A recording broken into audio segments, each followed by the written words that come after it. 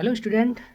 तो चलिए हमने जो है प्रकाश के बारे में और कुछ महत्वपूर्ण बातें डिस्कस कर लिया है। जैसे प्रकाश का परावर्तन क्या होता है और लाइट की प्रॉपर्टी क्या होती है और इसके डिफिनीशन क्या है प्रकाश का परावर्तन का और इसके नियम क्या है। तो थोड़ा बहुत देख लीजिए, ठीक है ना। बाकी और डिटेल में देखना है तो सुपर आईपी सर चैनल पर आप लोग जाइए और सब्सक्राइब कर लीजिए, लाइक शेयर जरूर कीजिएगा, ठीक है ना। वहाँ पर वॉच कीजिए अच्छे से और अपनी तैयारी स्टार्ट कर दीजिए।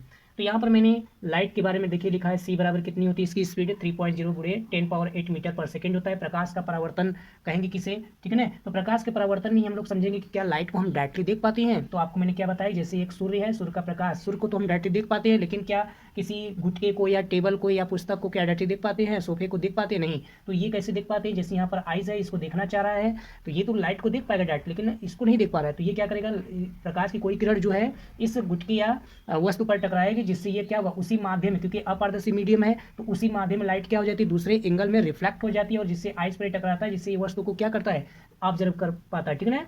तो जिस पॉइंट पर ये कोई किरण आती है तो उसको हम लोग आपतन बिंदु कहते हैं, और जो किरण आ रही है उसको हम लोग आपतित किरण कहते हैं। जिस पॉइंट पर आती है उसको हम लोग आपतित किरण कहते हैं, और जिस लाइट जिस दिशा में रिफ्लेक्ट होती है उसको हम लोग परावर्तित किरण कहते हैं, ठीक है ना। और एंगल को डिफाइन करने के लिए इस पॉइंट ऑफ कांटेक्ट पर या आपतन बिंदु पर एक नॉर्मल ड्रा करते हैं, ठीक है ना। नॉर्मल और परपेंडिकुलर में अंतर होता है, ठीक है ना। फिर उसमें मैं चर्चा करूंगा कि इसमें अंतर क्या है, नॉर्मल और परपेंडिकुलर, ये दोनों में अंतर होता है। तो इसको हम लोग आपतित किरण को इंसिडेंट बोलते हैं, परावर्तित किरण को रिफ्लेक्टेड रे बोलते हैं, ठीक है ना। इसके दो नियम होती हैं।